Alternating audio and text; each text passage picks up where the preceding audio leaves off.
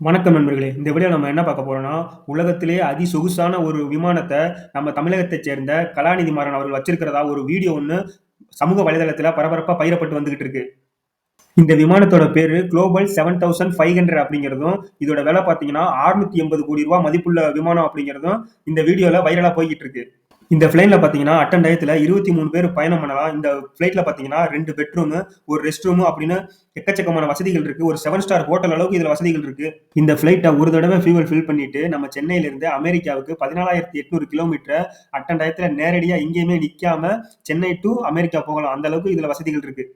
திமுக குடும்பம் இந்த அளவுக்கு வளர்ந்து நிக்கிறாங்கன்னா, அதுக்கெல்லாம் யாரு காரணம்? தமிழக மக்களாகிய நீங்க மட்டும் தான். வேற யாருமே காரணம் கிடையாது. ஒரு காலத்துல வீட்டுக்கு ஒரு டிவின்னு சொல்லி டிவிய குடுத்து, அதுக்கு கேபிள் கனெக்ஷன மொத்தத்தையும் அவங்க எடுத்துட்டு போயிட்டாங்க.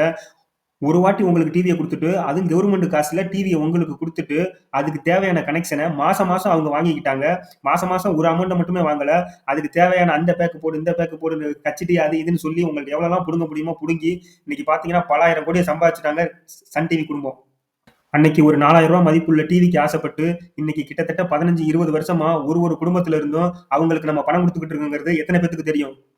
இன்னும் எத்தன வருஷத்துக்கு அவங்களுக்கு பல ஆயிரம் கோடிய நம்ம தமிழக மக்கள் பணமா கொண்டு போய் கொட்ட போறாங்கன்னு தெரியாது.